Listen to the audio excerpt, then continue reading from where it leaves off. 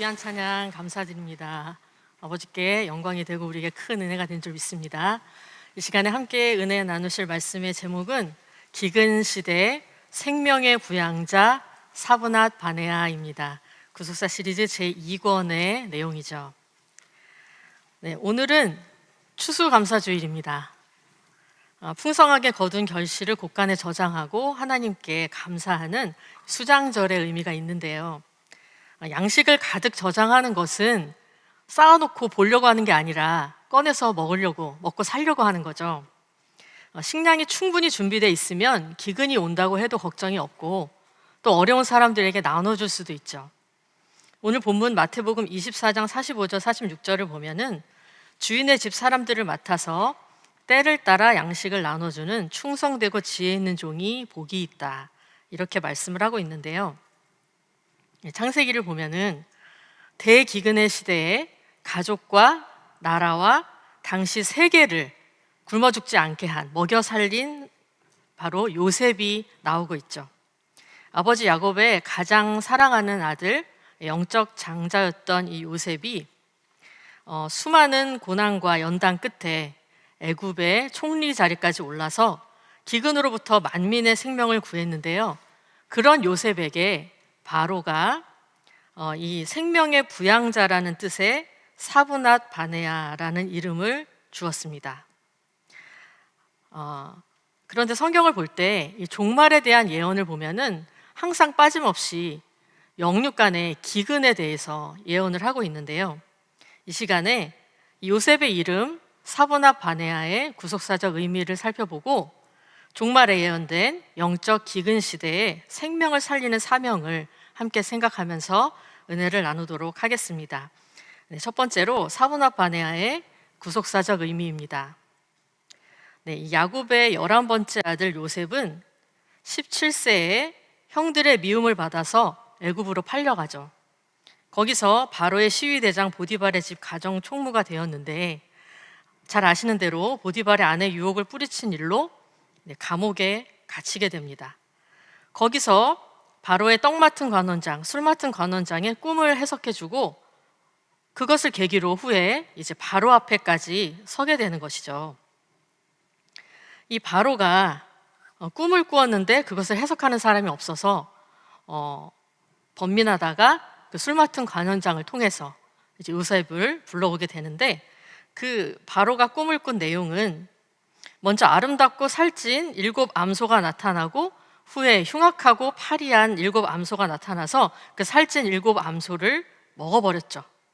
그 다음에 또 꿈을 꿨는데 한 줄기에서 무성하고 충실한 7 이삭이 나오고 이어서 세약하고 동풍에 마른 7 이삭이 나와서 충실한 7 이삭을 삼켜버렸죠. 이렇게 7 암소, 7 이삭 이렇게 나오는데, 고대의 왕의 꿈은 곧 신의 계시로 여겨졌기 때문에 이 왕의 꿈을 해석하는 술사들이 있었고 아주 신중하게 해석을 했었지만은 이 꿈은 하나님께서 꾸게 하신 것이기 때문에 바로 하나님이 하실 일을 바로에게 보이기 위해서 꾸게 하신 것이었기 때문에 아무도 해석을 할 수가 없었던 것이죠.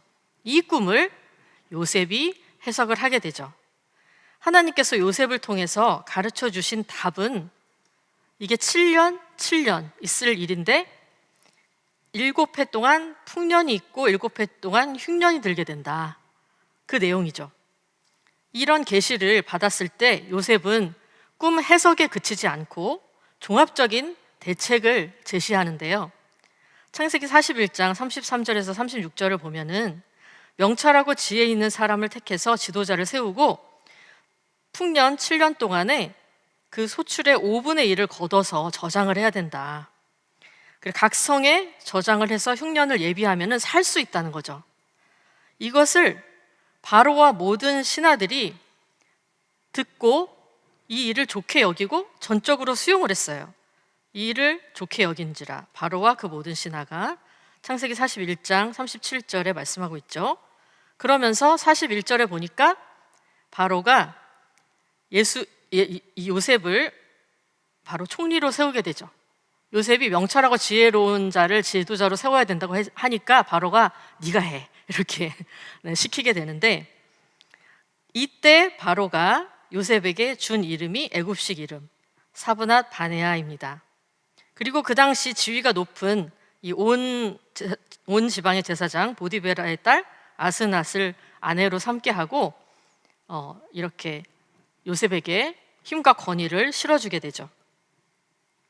이런 모든 과정이 일사천리로 진행이 될 수 있었던 것은 하나님께서 바로의 마음을 감동시키셔서 그 뜻을 이루고자 섭리하신 것이었습니다.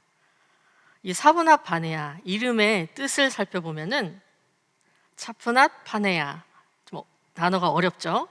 그런데 애굽식 이름인데 히브리어로 기록이 돼 있다 보니까 여러 가지 의미로 해석이 되고 있는데요. 종합하면 하나님의 계시 그리고 생명과 연관이 있습니다. 계시와 또 생명과 연관이 있죠. 그래서 애굽식으로 해석을 하면은 하나님께서 말씀하심 그리고 그가 살리라, 신이 말씀하셨다 그가 살 것이다, 이런 뜻이 되는데요.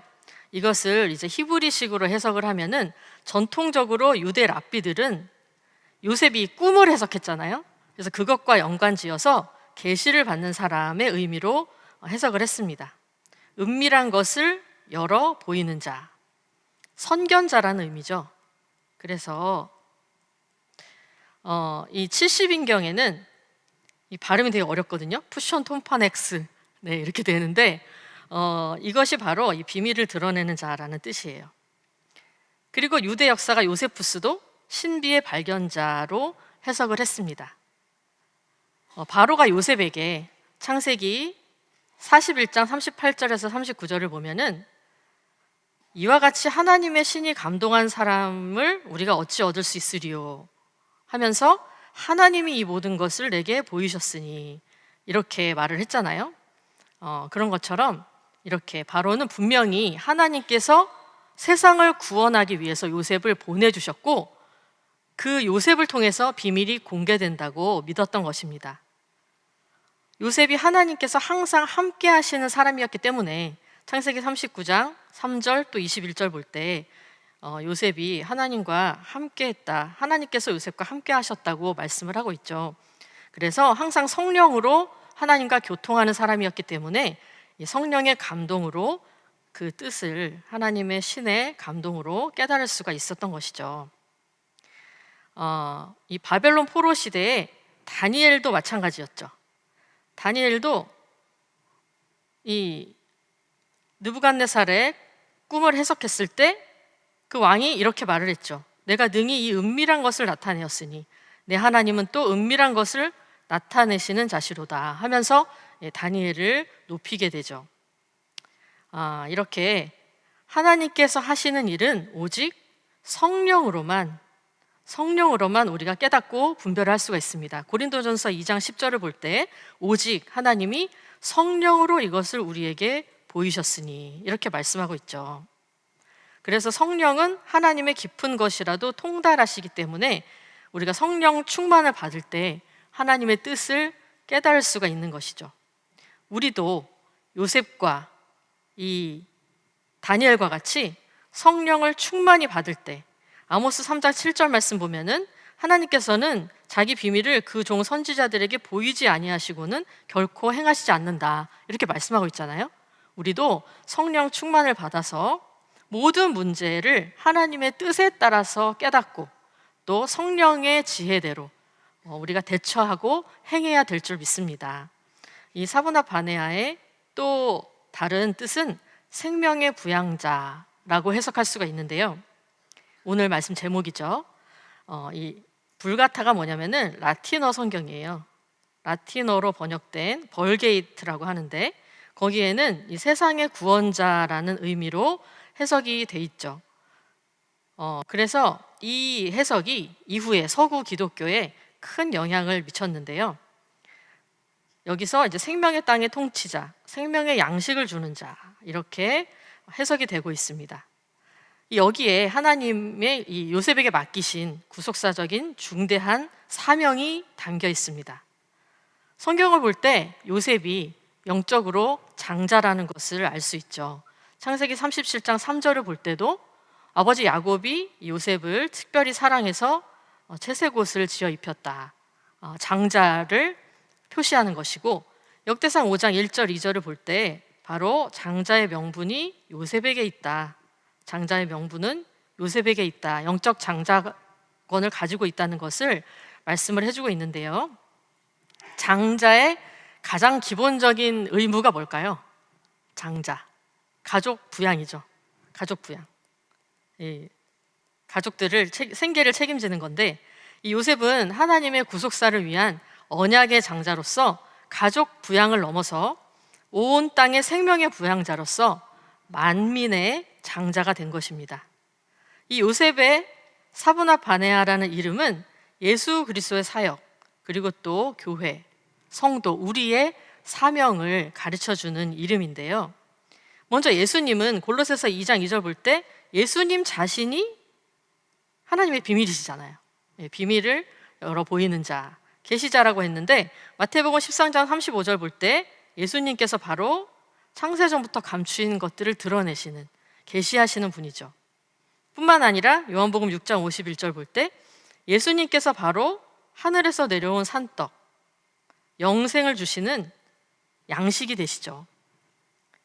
그 구속의 비밀을 바로 교회, 그리고 우리 성도에게 알게 하시고, 이 교회를 통해서 각종 지혜를 알게 하려 하심이니, 이 감추었던 비밀의 경륜을 어떻게 드러내신대요? 교회로 말미암아 우리를 통해서 드러낸다고 말씀을 하고 있습니다. 이렇게 사브나 바네아가 예수 그리스도를 예표하고 또 교회와 성도의 사명을 보여주는 이름이다 했는데요. 이제 만민의 생명을 구원한 요셉이 어떻게 행했는지 우리가 성경을 통해서 살펴보도록 하겠습니다. 하나님의 계시대로 풍년과 흉년의 사건이 애굽 땅에 일어날 때 요셉은 만반의 대책을 세우고 차질 없이 진행을 해나갔죠. 7년 풍년 동안 소출이 심히 많을 때 5분의 1, 20%죠. 5분의 1을 저장을 해서 각 성에 비축을 하게 했는데, 그 비축한 곡식이 얼마나 많았는지 나중에는 세기를 그쳤대요. 셀 수가 없을 정도로 많이 비축을 해놓은 거죠. 그래서 이집트의 최초의 계단식 피라미드가 처음부터 왕의 무덤이었던 게 아니고, 파라오의 무덤이었던 게 아니고, 요셉이 곡식 창고로 처음 설계한 거다, 이러한 고고학적인 연구 발표도 있습니다. 이제 마침내 흉년이 닥쳐서 백성이 부르짖어서 양식을 구할 때 요셉은 모든 창고를 열고 이제 곡식을 팔게 되죠. 양식을 공급하게 되는데요. 이때 기근이 애굽뿐만이 아니라 그 주변 모든 나라에도 기근이 심했기 때문에 각국 백성도 양식을 사려고 애굽으로 오게 되죠.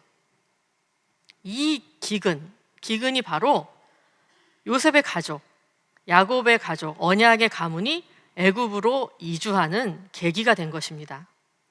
이제 7년 풍년이 지나고 흉년이 시작된 지 2년이 지나서 2년 동안 흉년이 들었고 이제 3년째가 되겠죠. 이 3년째에 요셉이 총리된 지 10년째에 요셉의 형제들이 양식을 구하러 애굽으로 오게 되고, 마침내 야곱 가족이 애굽으로 이주를 할 수가 있었던 것입니다. 바로 창세기 15장에 기록된 무슨 언약이죠? 바로 횃불 언약이 성취되는 과정이 된 것입니다. 하나님께서 아브라함과 맺으신 이 횃불 언약은 아브라함의 자손으로 가나안 땅에 메시아가 오시는 나라를 세우기 위한 언약인데, 이 아브라함의 자손이 가나안 땅에 있다가 기근 때문에 망하든지 가나안 족속의 공격을 받아서 없어져 버리면 안 되잖아요. 그러니까 이 야곱의 가족, 아브라함의 가문을 지키는 게 너무 중요하죠. 그래서 이 하나님께서 이 가족을 애굽으로 옮겨서 신앙을 지키면서 또 큰 민족을 이룰 수 있도록 섭리를 해주신 것입니다. 시편 105편 16절에서 19절 말씀을 통해서 보면은 기근을 불러 그 땅에 임하게 하셨죠. 그래서 그 의뢰하는 양식을 다 끊으셨도다 하면서 한 사람을 앞서 보내셨으며, 누굴까요? 네, 요셉이 먼저 보내져서 하나님의 말씀이 응할 때까지 이 모든 과정을 감당하게 은혜를 주신 것이죠. 당시에 야곱 가문은 지구상의 유일한 언약 백성이기 때문에 이 사람들이 보존돼야지 하나님을 믿는 신앙이 지켜지고 메시아가 오시는 길이 준비될 수 있기 때문에 하나님께서 이방 왕인 바로에게 꿈을 꾸게 하시고 또 요셉을 보내셔서 대기근을 대비하게 하셔서 야곱의 가족이 애굽을 피난처로 삼아서 거기서 생존하고 번성하게 하신 것입니다. 요셉도 이 구속 섭리를 깨달았기 때문에 그 모든 과정에서 원망하거나 형제들에게 복수하지 않고 그것을 사명으로 받아들일 수 있었던 것이죠. 창세기 45장 5절 보면은 하나님의 생명을 구하시려고 나를 당신들 앞서 보내셨나이다. 또 7절에 볼 때 하나님이 큰 구원으로 당신들의 생명을 보존하고 당신들의 후손을 세상에 두시려고 나를 앞서 보내셨다. 이렇게 고백을 하고 있습니다. 이 영적 장자 요셉은 애굽에서 모든 가족을 부양할 수 있었죠. 창세기 45장 11절을 보면은 아버지를 봉양하리이다. 그리고 모든 가족이 결핍할까 하나이다 하면서 모든 필요한 조치들을 취한 것이죠. 그래서 창세기 47장 27절을 보면은 결국은 그 가족들이 애굽 고센 땅에서 생육하며 번성할 수 있었습니다. 당시에 애굽을 통치한 세력은 애굽 북동쪽에서 온 셈족 계통의 힉소스 왕조였는데요. 그동안에 애굽을 이집트를 다스렸던 왕조와 다르죠. 그랬기 때문에 이 야곱 가족이 셈족이잖아요. 이 가족들에게 호의적일 수가 있었던 거죠. 그래서 고대 파피루스에서 애굽 관리 이름으로 사보나 바네어가 발견됐다 그래요. 그래서 학자들은 이것을 요셉으로 보고 있죠. 그리고 애굽 비문에 관리들의 명단이 기록이 되어 있는데 야곱, 시므온 이런 히브리식 이름들이 발견되고 있다고 그래요. 이렇게 이방인 바로와 지도자들이 사실 요셉은 죄수였잖아요. 감옥에 있었던 죄수 요셉을 총리로 세우고 14년에 걸친 대역사를 믿고 맡길 수 있었던 것은 그리고 그 가족들까지 다 불러와서 70명이 넘는 가족들을 불러와서 이렇게 안전하게 모여 살 수 있게 한 모든 것이 언약 성취를 위한 하나님의 강권적인 은혜로밖에 설명할 수 없는 일입니다.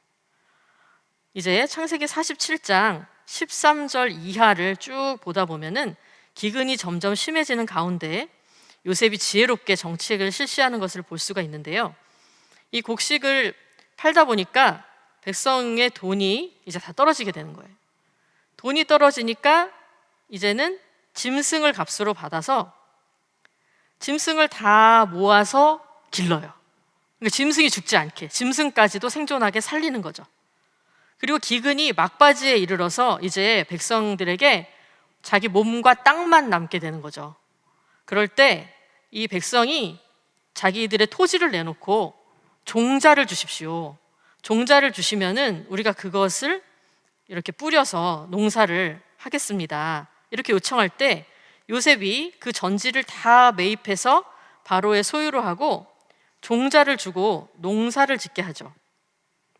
그래서 이 땅이 황폐하지 않도록 종자를 뿌려서 농사를 지으니까 땅이 이제 또 농사를 활용을 하게 되는 거죠. 그래서 수확의 5분의 1을 내고 나머지는 양식을 삼아라. 5분의 1은 상납을 하고 양식을 삼아라. 이렇게 했는데 이 모든 일을 이렇게 바로로부터 백성에 이르기까지 다 한마음으로 협조할 수 있었던 것은 기근은 몇 년 안에 끝난다? 7년이라는 걸 알고 있기 때문에 이제 1년, 2년 가면 이제 1년 남았다. 그럼 우리가 이제 다시 시작해야 된다. 이렇게 믿고 행할 수가 있었던 것이죠.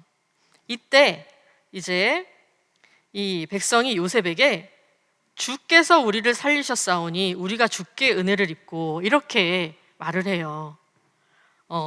요셉이 우리를 살리셨사오니 우리가 주께 은혜를 입었습니다. 진정으로 사보나 바네아 구원자가 된 것이죠. 여기 은혜를 입고에 쓰인 표현이 창세기 6장 8절에 노아가 하나님께 은혜를 입었더라 할 때 그 표현이에요. 그 눈에서 은혜를 발견했다. 그런 뜻이죠. 마침내 요셉은 자기 가족, 이 나라만 살린 것이 아니라 만민을 살리게 되었습니다. 창세기 50장 20절 볼 때 당신들은 나를 해하려 하였으나 하나님은 그것을 선으로 바꾸사 오늘과 같이 만민의 생명을 구원하게 하시려 하셨나니. 당시 기근은 온 세상에 임한 이 세계적인 재앙이었는데요. 창세기 41장 57절 볼 때 기근이 온 세상에 심했다고 했죠. 이때 누구에게로 가야만 살 수 있어요? 요셉에게. 그냥 애굽으로 들어오기만 하면 되는 게 아니고 요셉에게로 가야 되죠. 그런 것처럼 바로 죽지 않고 사는 유일한 구원의 길은 바로 예수 그리스도 한 분이시라는 것을 예표하고 있는 것입니다. 요한복음 14장 6절 볼 때 오직 예수님께서 길이요 진리요 생명이니 나로 말미암지 않고는 아버지께로 올 자가 없다. 그리고 요한복음 6장 35절 볼 때 예수님이 곧 생명의 떡이다. 우리를 영원히 줄이거나 목마르지 않게 해주시는 그런 생명의 양식인 것을 우리가 믿을 때 정말 우리가 사분합 반야의 축복을 받는 우리 모든 평강의 권속도 다 될 줄 믿습니다. 두 번째로 종말의 사분합 반야의 사명에 대해서 살펴보도록 하겠습니다. 요셉 시대의 이 풍년과 흉년에 대한 말씀은 구속사적으로 중요한 의미가 있습니다. 성경을 볼 때 말세의 징조하면은 이 대기근이 항상 나타나는데요. 예수님도 종말에 대해서 말씀하실 때 마태복음 24장 7절 8절 보면은 첫 처에 뭐가 있대요? 기근이 항상 나오고 있죠. 요한계시록에도 보면 요한계시록 6장 8절에 흉년, 이 말세에 흉년이 있을 것을 말씀을 하고 있는데, 근데 사실 기근 자체는 역사상 언제나 있었잖아요. 지금도 계속되고 있고, 중요한 것은 말세에 식량의 기근뿐만 아니라 영적 기근의 시대가 온다고 경고하고 있는 것입니다. 우리 같이 아모스 8장 11절 12절 한번 읽어볼까요? 아모스 8장 11절에서 12절 말씀 같이 읽겠습니다. 시작. 주 여호와께서 가라사대 보라 날이 이를지라 내가 기근을 땅에 보내리니 양식이 없어 주림이 아니며 물이 없어 가람이 아니요 여호와의 말씀을 듣지 못한 기갈이라. 사람이 이 바다에서 저 바다까지 북에서 동까지 비틀거리며 여호와의 말씀을 구하려고 달려 왕래하되 얻지 못하리니. 이렇게 말씀을 하고 있습니다. 그래서 우리가 기근에 대비해야 되는 것이죠. 아모스 8장 11절 12절 말씀이 분명히 말씀을 듣지 못한 기갈이다, 정확하게 말씀을 해주셨잖아요. 그래서 우리가 이 먹는 양식이 떨어지는 기근도 무섭지만 사람은 영혼이 있기 때문에 사람이 떡으로만 살 것이 아니고 하나님의 말씀으로 살아야 되는데 그 영의 양식을 구할 수 없게 된다는 거예요. 종말의 환란 때 말씀의 기근은 먼저 적그리스도의 역사로 신앙생활이 금지되기 때문이죠. 이런 적그리스도의 역사가 있는데, 그리고 또 백성의 죄악과 지도자들의 타락으로 하나님이 말씀을 걷어가시면 말씀이 없게 되죠. 사무엘상 3장 1절 보면은 이 엘리 제사장 때 하나님의 말씀이 희귀하다, 이상이 흔히 보이지 않았더라, 말씀이 드물었다는 것이죠.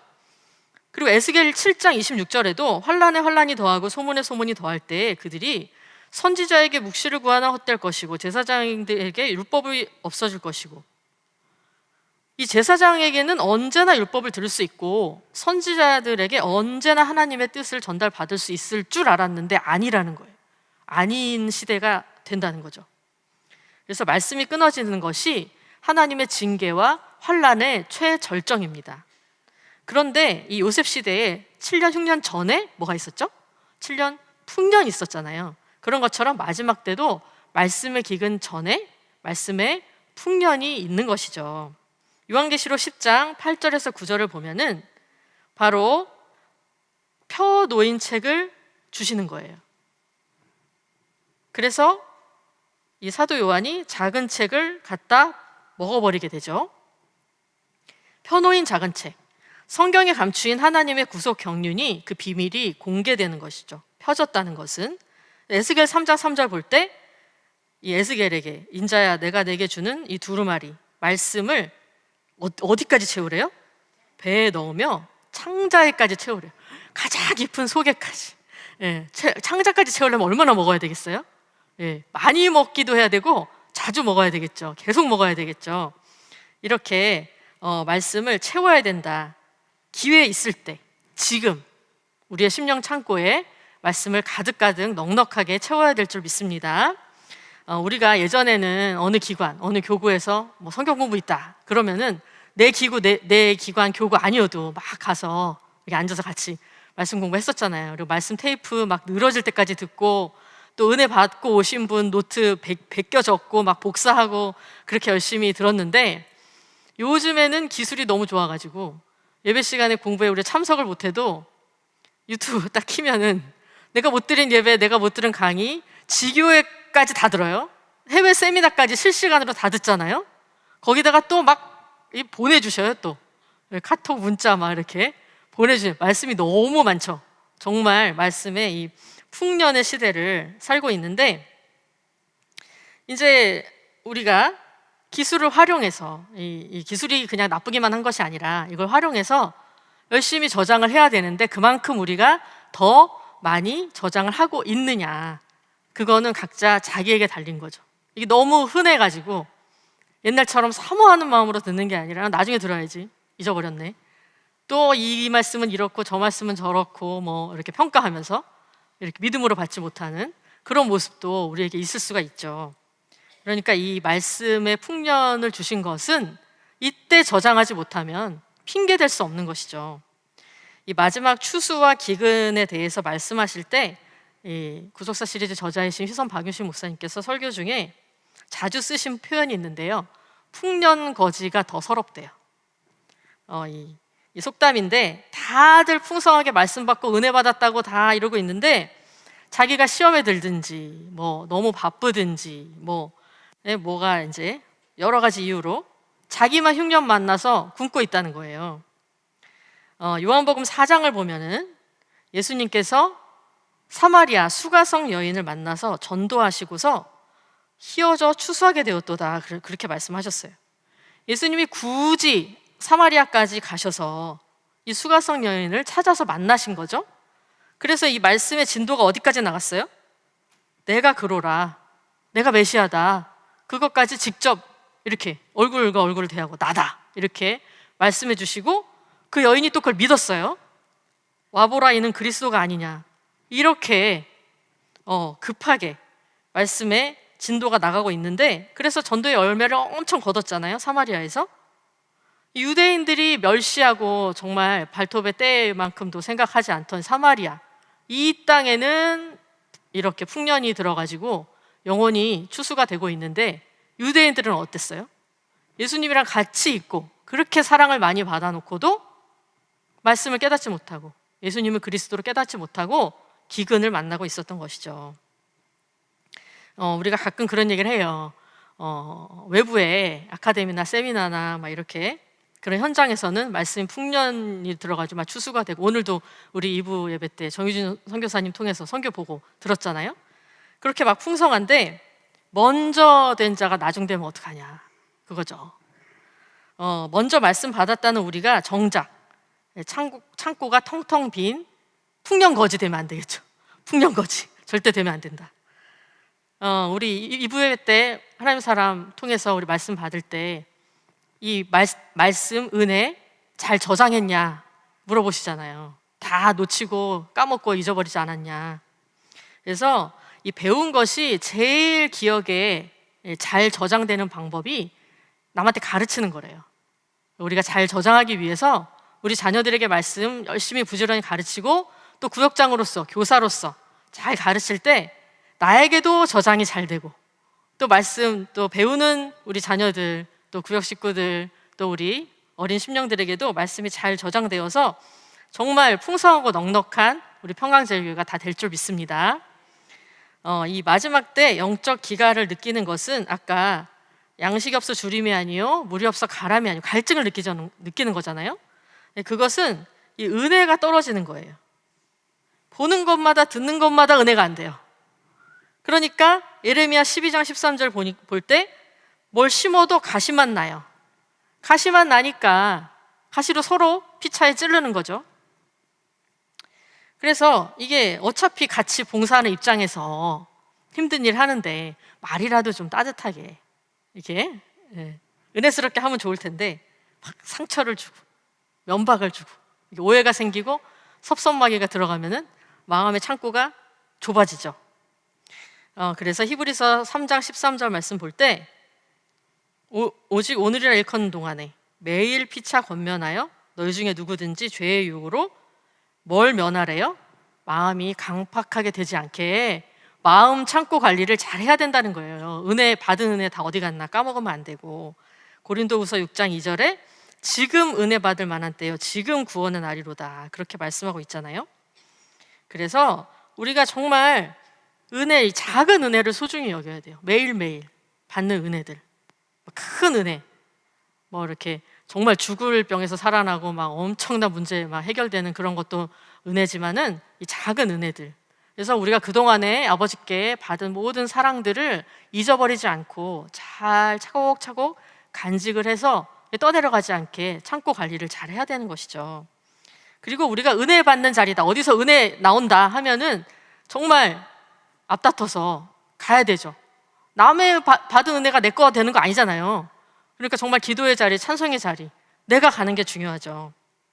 이 때를 놓치면은 은혜를 받고 싶어도 받을 수가 없습니다. 그래서 마지막 때 우리가 세상 일에 너무 바쁘지 않게 생활을 단정하게 잘 정돈을 해야 돼요. 왜냐하면 사단이 우리보다 영리하기 때문에 한 번 마음 주고 한 번 발길 주면은 탁 잡아가지고 놓치지 않으려고 발을 묶어두게 된단 말이죠. 이 누가복음 17장 26절에서 29절을 보면은 인자의 임함은 노아 때 또 롯의 때와 같다고 했는데, 그때 사람들이 뭐 하다가 심판받았나요? 먹고 마시고 장가들고 시집가고 먹고 마시고 사고 팔고 심고 집을 짓더니. 그럼 이 중에 죄 있나요? 악한 일 있나요? 우리도 다 하는 거잖아요. 이게 그냥 일상생활이에요. 일상생활.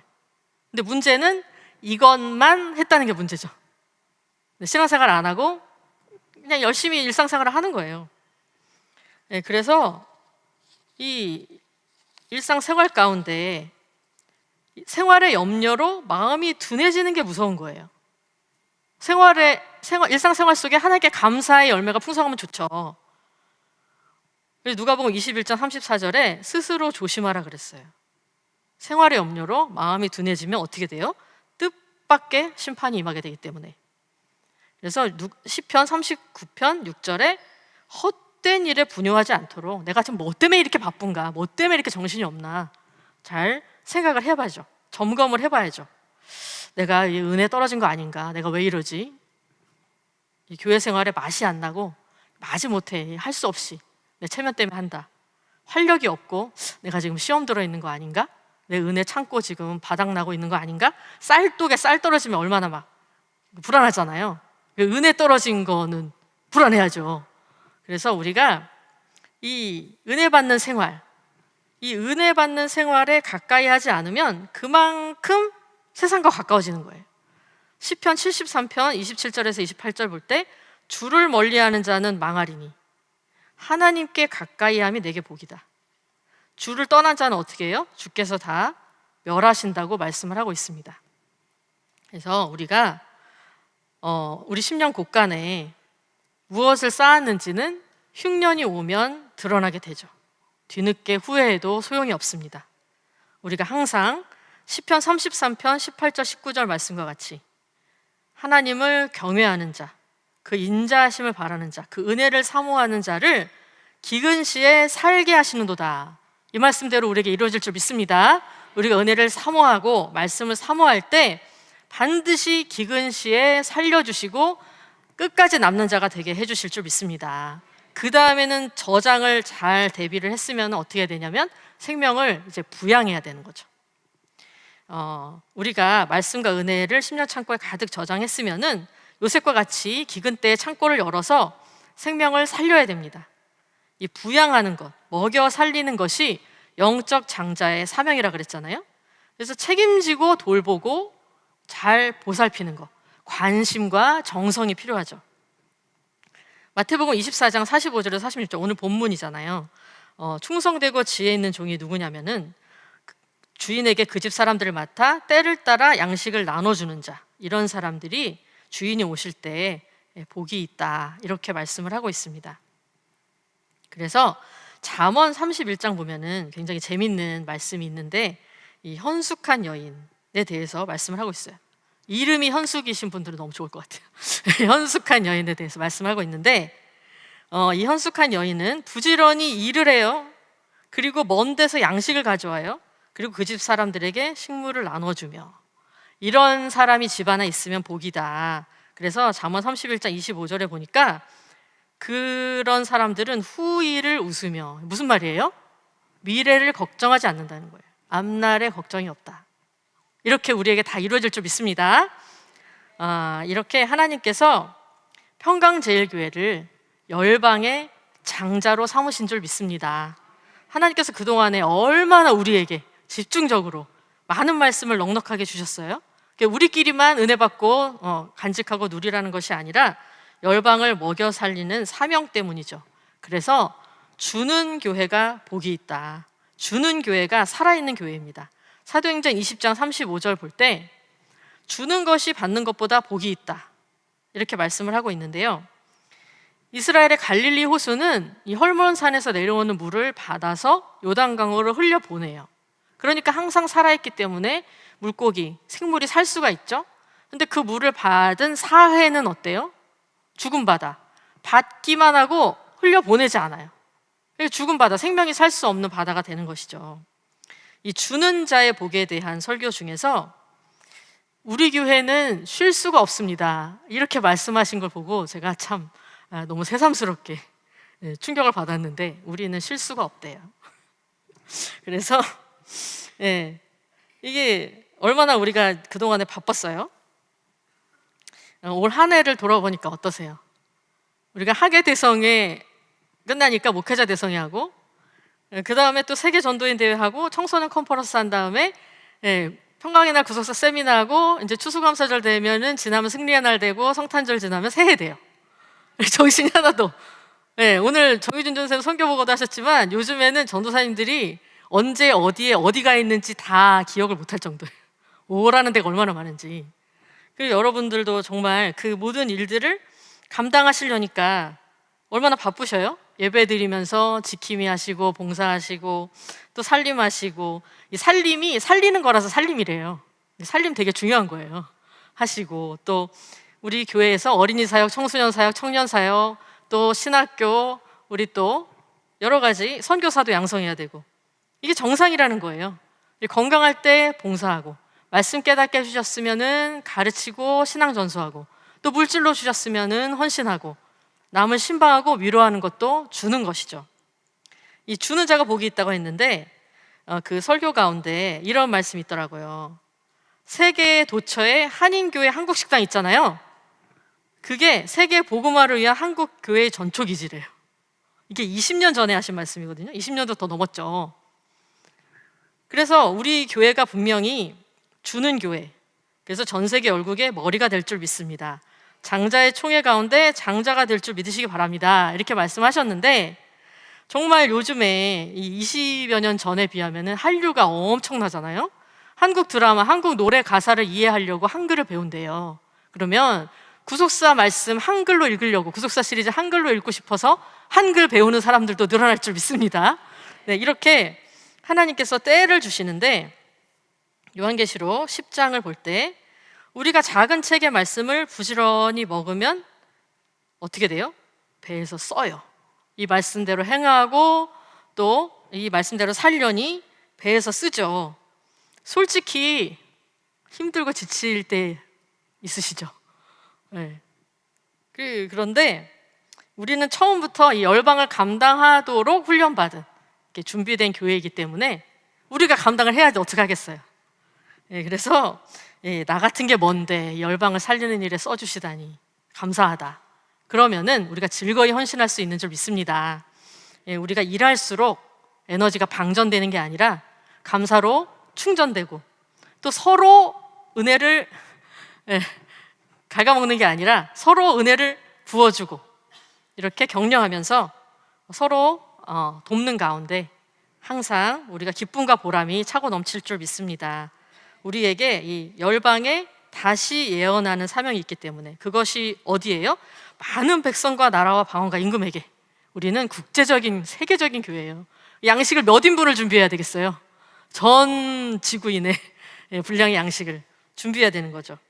그래서 결론적으로 이제 우리 교회의 사명에 대해서 말씀하실 때 그런 말씀 들어보셨죠? 삼남이 풍년이면 천하는 굶주리지 않는다. 삼남이 어디예요? 충청도, 전라도, 경상도가 풍년이면은 전체 삼천리 반도가 굶주리지 않는다. 이렇게 말씀하신 것이, 이 평강제일교가 풍년이면 전 세계가 굶주리지 않는다. 이렇게 말씀하시는 거죠. 이 구속사 완성의 시대를 맡은 우리가 사브나 바네아의 이 생명의 부양자로서 때를 따라 양식을 나눠줘야 되는데, 요한복음 17장 4절을 보면은 예수님께서도 아버지께서 내게 하라고 주신 일을 내가 이루어 아버지를 이 세상에서 영화롭게 하였사오니, 이렇게 말씀하셨어요. 그리고 또 요한복음 4장 34절을 보면은 나의 보내신 이의 뜻을 행하며 그의 일을 온전히 이루는 것이 나의 양식이래요. 예수님의 양식이다. 이것을 볼 때 우리에게도 아버지께서 하라고 주신 일이 있습니다. 그것을 잘 받들어서 행한 만큼, 아버지를 알리고 이 영혼을 추수해서 영광 돌린 만큼, 말씀을 전한 만큼 천국 곳간에 양식이 가득 채워질 줄 믿습니다. 한 가지 우리가 생각해 볼 것은, 요셉이 사브나 바네아가 되기까지 쉽게 된 게 아니죠. 어떻게 그렇게 억울하고 고통스러운 그 고난을 견딜 수 있었을까? 요셉이 그냥 참은 게 아니, 그냥 견딘 게 아니에요. 뜻을 깨달았기 때문에, 그것을 하나님께서 은혜를 입혀 주셨기 때문에 할 수 있는 것이죠. 시편 105편 19절 볼 때 그 말씀이 저를 단련하였도다 그랬어요. 연단을 받으면서. 그래서 결과적으로 105편 쭉 읽다 보면은 이제 이렇게 총리가 되고서 이스라엘 가족이 애굽으로 이주가 되면서 횃불 언약이 착착착착 이렇게 성취가 진행이 되는 거잖아요. 이 연단을 받으면서 모든 고난이 말씀으로 해석이 되는 거예요. 이래서 그렇구나. 그러는 가운데 이 신앙이 성숙하기 때문에 만민을 품을 만큼의 이 국량이, 헤아림이 넓어지는 거죠. 우리 교회, 우리 가정, 우리 각자 자신도 그동안에 지금까지 수많은 고난을 겪으면서 여기까지 왔죠. 이제 때가 돼서 시킬만 하니까, 할만 하겠으니까 우리에게 맡기시는 줄 믿습니다. 은혜가 일하는 거죠. 우리의 자녀들, 우리 다음 세대들이 배골치 않도록 양식을, 말씀을 잘 먹여서 기르고, 우리 기관과 교구와 맡겨진 양무리들을 잘 챙기고, 또 열방이 몰려올 때 정성 다해서 돌볼 뿐만 아니라 전 세계에 때를 따라 양식을 나눠주러 또 가야 되죠. 이렇게 우리가 사브나 바네아로서 사명을 감당할 때, 우리 아버지 다시 만날 때 잘하였다, 착하고 충성된 종아, 수고했다 말씀해 주시는, 칭찬받는, 그래서 우리가 그 모든 영광의 면류관을 아버지 앞에 바쳐드리는 한 사람 한 사람 되기를 간절히 소원합니다. 기도하겠습니다. 살아계신 아버지 하나님, 오늘도 저희들 귀한 추수감사주의를 맞이해서 저희들의 감사의 신앙을 돌아보며 말씀으로 은혜 받게 하여 주심을 감사드립니다. 아버지, 저희들이 이렇게 기근을 대비하여서 창고를 가득 채워야 되겠사온데, 저희들의 창고가 기왕이면 조그맣지 않고 넉넉하고 크게 하여 주셔서 열방을 먹여 살리고도 남음이 있는 우리 평강제일교회가 될 수 있도록 인도하여 주시옵소서. 아버지, 이렇게 찬송가 가사처럼 주가 명령 내리실 때 능력 받아서 아버지께서 시키실 때 능력도 허락하여 주실 줄로 믿사오니, 저희들 아버지를 의지하여서 이 모든 일을 이루어서 아버지를 영화롭게 해드리는 우리 모든 승리자들이 다 될 수 있도록 인도하여 주시옵소서. 이후에 모든 시간도 아버지께 맡기고 감사드리며 사랑 많으신 예수님의 이름으로 기도드리옵나이다. 아멘.